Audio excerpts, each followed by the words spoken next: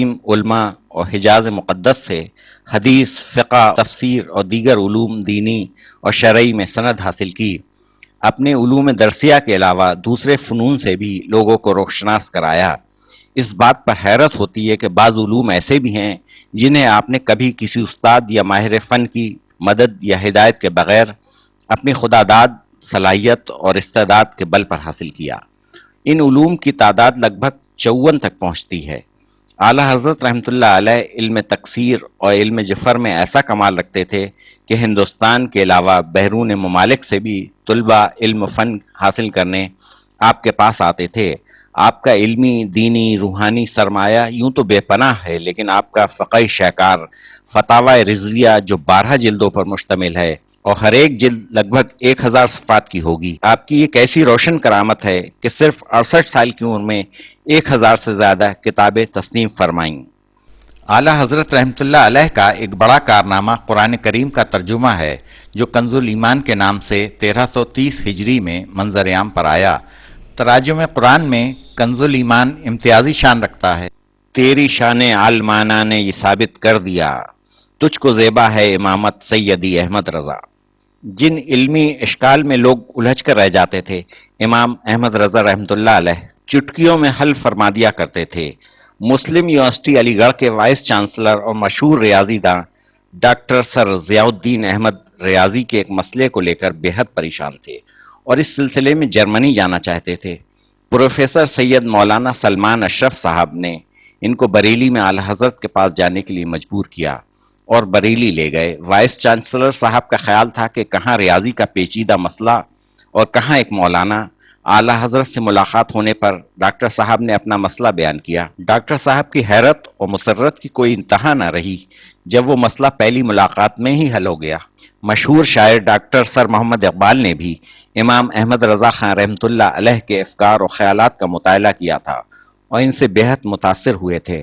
علامہ مرحوم نے فرمایا تھا کہ ہندوستان کی تاریخ کے اس دور میں مولانا احمد رضا خان جیسا طبع اور ذہین فقی دوسرا کوئی پیدا نہیں ہوا۔ میں نے ان کے فتاوی کے مطالعے سے یہ رائے قائم کی کہ ان کے فتاوی ان کی ذہانت، فطانت اور جودت کے طبع کمال اور فقاہت و علوم دینیا میں بحر علمی کے شاہد و عادل ہیں۔ شاعر مشرق علامہ اقبال نے شروع میں جو نعتیں لکھی ہیں ان میں اعلیٰ حضرت کے نعتیہ کلام کا اثر صاف جھلکتا ہے۔ اعلیٰ حضرت رحمۃ اللہ علیہ نے 1919 عیسوی میں امریکی حیت داں پروفیسر البرٹ ایف پورٹا کو ایک مسئلے میں شکست فاش دی۔ مشہور سائنسداں پروفیسر البرٹ آئنسٹائن بھی امام احمد رضا کے معاصرین میں سے تھا۔ آپ نے 1920 عیسوی میں آئزیک نیوٹن اور آئنسٹائن کے نظریات کے خلاف فاضلانہ تحقیق کی۔ آپ کی فہرست تصانیف بہت طویل ہے۔ آپ نے تقریباً 1000 کے لگ بھگ کتب اور رسائل تصنیف کیے، جن میں 105 سے زیادہ علوم و فنون کا احاطہ کیا گیا ہے۔ اس کے علاوہ سینکڑوں فقہ کی کتابوں پر حواشی لکھے جو ہزاروں صفحات پر پھیلے ہوئے ہیں۔ آپ کی شائع شدہ کتب کی تعداد 600 کے قریب ہے۔ اس کے علاوہ سینکڑوں کی تعداد ایسی ہے جو ابھی تک شائع نہیں ہو سکی۔ آپ نے ہر موضوع پر قلم اٹھایا ہے، فلسفہ، منطق، حدیث، تفسیر، فقہ، تنقید، اخلاق، ریاضی، سائنس، نجوم، نعت، غرض سبھی موضوعات پر لکھا ہے۔ آپ نے جو علمی، ادبی، دینی خدمات انجام دی ہیں، آج عالمی پیمانے پر ان کو سراہا جا رہا ہے۔ 1904 عیسوی میں بریلی کے محلہ سوداگران میں اعلیٰ حضرت رحمۃ اللہ علیہ کی قیادت میں دارالعلوم منظر اسلام کی بنیاد رکھی گئی۔ اس کے قیام کا مقصد مسلمان نوجوانوں کو علوم دینیا کے علاوہ جدید تعلیم سے بھی روشناس کرانا تھا۔ دارالعلوم منظر اسلام آج بھی رضا مسجد کے برابر میں قائم ہے۔ رضا مسجد جہاں آپ خطبہ پڑھا کرتے اور اس مسجد میں آپ 5 وقت کی نماز بھی ادا کرتے تھے، دارالعلوم منزل اسلام آج بھی علم فنون کی روشنی بکھیر رہا ہے۔ یہاں تقریباً 1000 سے زائد ملکی اور غیر ملکی طلباء زیر تعلیم ہیں، جن کے لیے ایک وسیع ہاسٹل بھی بنا ہوا ہے۔ نشان راہ ہے اب تک تیری طرز جداگانہ، لقب زیبا ہے تجھ کو ہی امام نعت گویاں کا۔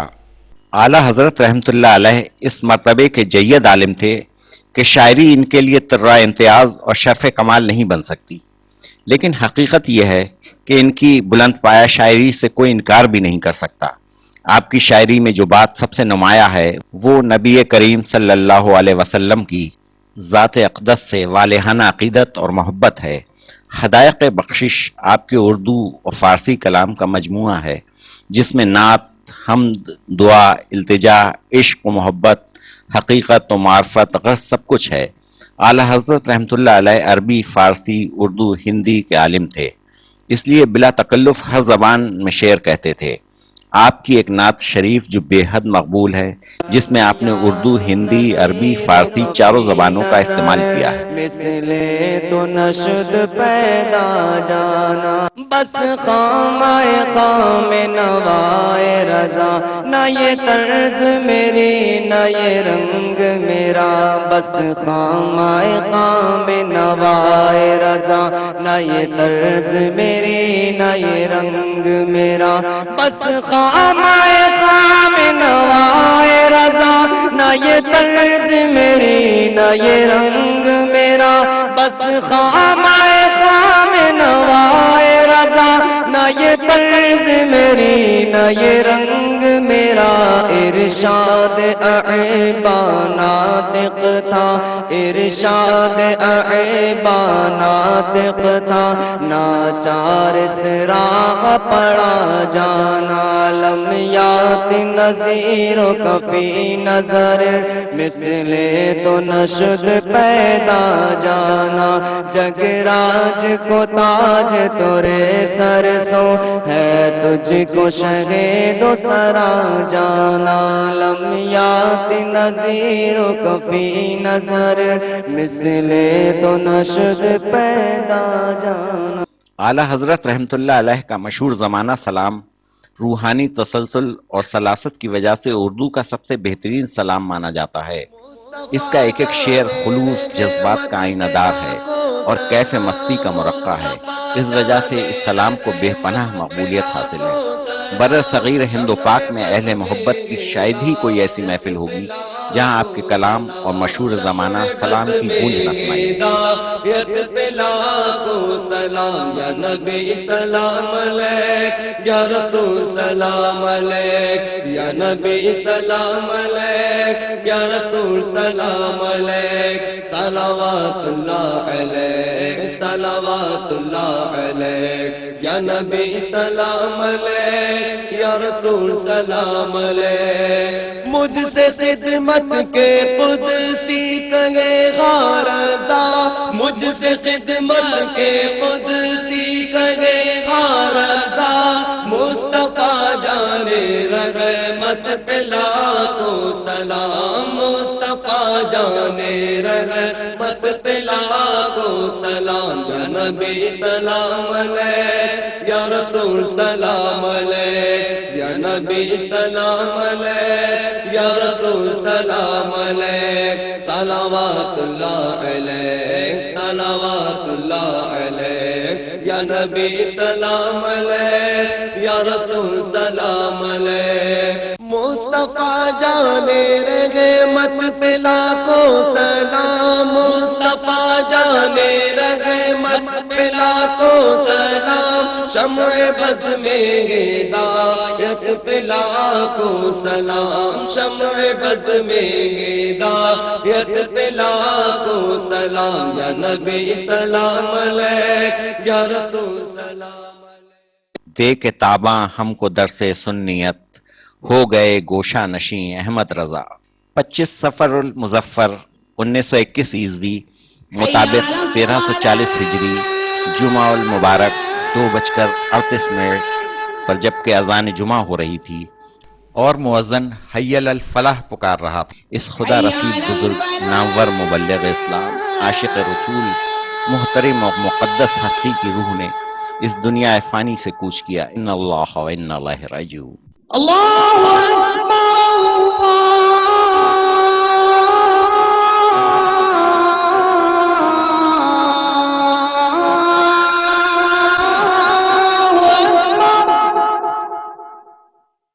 امام احمد رضا رحمۃ اللہ علیہ کا مزار مبارک محلہ سوداگران بہاری پور میں واقع ہے، جہاں ہر مذہب و ملت کے لاکھوں لوگ اپنا نذرانہ عقیدت پیش کرنے اور حاضری دینے دنیا بھر سے آتے ہیں۔